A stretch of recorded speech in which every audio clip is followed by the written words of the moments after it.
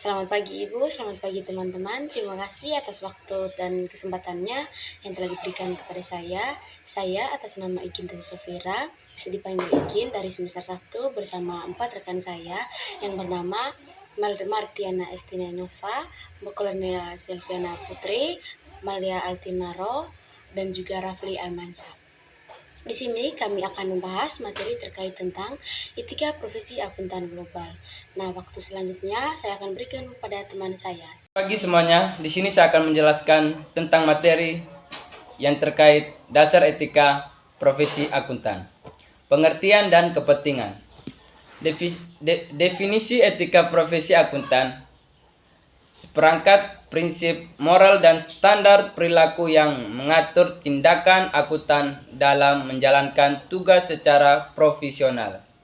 Dan yang kedua, tujuan etika profesi: menjaga integritas profesi, melindungi kepentingan publik, dan memastikan akuntan kerja dengan standar tertinggi dalam praktik profesional. Dan yang ketiga, pentingnya kepercayaan publik. Etika yang baik membangun kepercayaan masyarakat terhadap laporan keuangan dan menjamin kredibilitas profesi akuntan dalam sistem ekonomi global. Selanjutnya, kompetensi profesional, kewajiban untuk mempertahankan pengetahuan dan keterampilan pada tingkat yang memadai serta bekerja sesuai dengan standar teknik terkait. Yang terakhir, kerahasiaan informasi. Akuntan wajib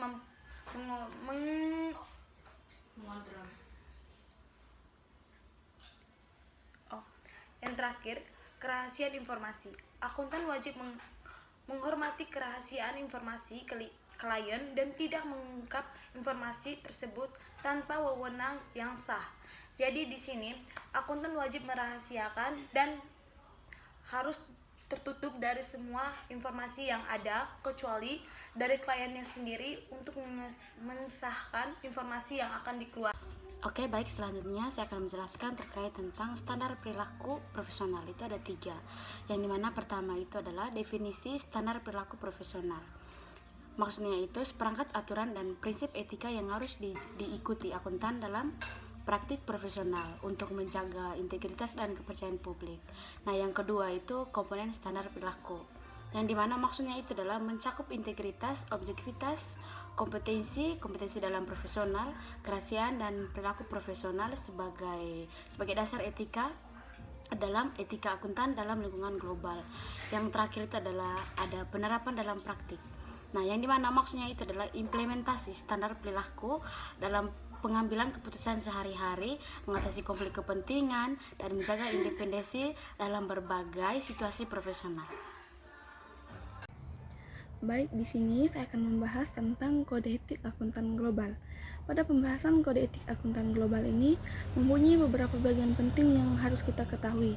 Nah, bagian yang pertama itu ada standar IFAC IESBA. Nah, pada standar ini mempunyai 3 poin pentingnya. Poin yang pertama itu ada struktur standar IFAC. Standar ini terdiri dari prinsip fundamental, kerangka konseptual, dan aturan spesifik yang mengatur perilaku profesional akuntan global. Poin yang kedua itu ada 5 prinsip dasar. Standar IFAC menetapkan 5 prinsip etika. Nah, yang pertama itu ada integritas, yang kedua objektivitas, yang ketiga kompetisi profesional, yang keempat kerahasiaan, dan yang kelima perilaku profesional sebagai dasar praktik akuntansi. Nah, poin yang ketiga itu ada penerapan global. Standar IFAC diadopsi oleh organisasi profesi akuntansi di berbagai negara, menjadi acuan universal untuk praktik etika profesional akuntan. Bagian yang berikutnya ada implementasi standar internasional. Nah, dari implementasi ini juga mempunyai 3 poin pentingnya. Yang pertama itu ada adopsi standar IFAC. Implementasi standar IFAC di berbagai negara memerlukan adaptasi terhadap regulasi lokal sambil mempertahankan prinsip etika universal dalam profesi akuntansi global. Poin yang kedua, harmonisasi praktik akuntansi. upaya penyeragaman praktik akuntansi internasional melalui IFRS dan ISA untuk memudahkan perbandingan laporan keuangan lintas negara dan meningkatkan transparansi global. Poin yang ketiga, tantangan perbedaan budaya. Implementasi standar internasional menghadapi kendala perbedaan budaya dan sistem hukum yang mempengaruhi interpretasi dan penerapan prinsip etika profesi akuntan. Nah, bagian yang berikutnya itu ada harmonisasi kode etik. Harmonisasi kode etik juga mempunyai 3 poin pentingnya. Poin yang pertama itu ada keselarasan standar etik global. Proses penyeragaman kode etik akuntan internasional yang dilakukan IFAC untuk mengatasi perbedaan standar etika di berbagai negara. Poin yang kedua, implementasi kode ISBA. Penerapan standar etik ISBA di berbagai negara dengan mempertimbangkan konteks lokal namun tetap mempertahankan prinsip inti global. Poin yang ketiga itu ada tantangan harmonisasi. Hambatan dalam menyeragamkan kode etik akibat perbedaan budaya, sistem hukum, dan praktik bisnis di berbagai negara. Yang ketiga adalah konflik kepentingan. Definisi konflik kepentingan, situasi di mana kepentingan pribadi akuntansi berpotensi bertentangan dengan tanggung jawab profesionalnya, mempengaruhi objektivitas dalam pengambilan keputusan. Jenis-jenis konflik kepentingan meliputi yang pertama itu adalah konflik langsung atau finansial, tidak langsung atau hubungan profesional, dan struktural atau pesan ganda yang dapat mempengaruhi independensi akuntan dalam praktek profesional. Dampak pada profesi akuntansi yaitu menurunkan kepercayaan publik dan mengancam integritas laporan keuangan dan berpotensi melanggar kode etik profesi yang dapat berakibat pada sanksi profesional. Yang berikutnya itu adalah pencegahan dan pengelolaan, yaitu melibatkan pengungkapan penuh penerapan kebijakan Rotex klien dalam mekanisme konsultasi etis untuk menjaga objektivitas dan kepercayaan dalam profesi. Tekanan meliputi laporan yang pertama itulah tekanan dalam manajemen perusahaan. Manajemen sering memberikan tekanan pada akuntan untuk manipulasi laporan keuangan demi mencakupi target laba atau menutupi masalah keuangan perusahaan. Yang kedua adalah insentif berbasis kinerja. Sistem bonus dan insentif yang dikaitkan dengan pencapaian target keuangan dapat mendorong perilaku tidak etis dalam pelaporan keuangan.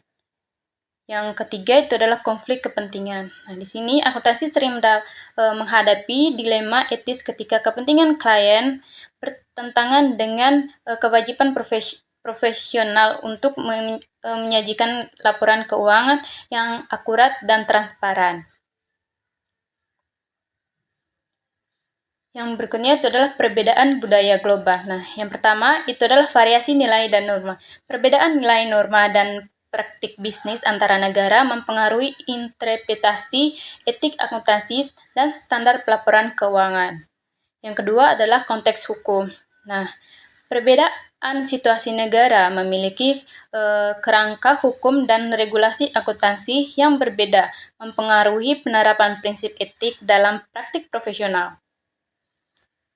Yang ketiga itu adalah pendekatan komunikasi bisnis. Gaya komunikasi langsung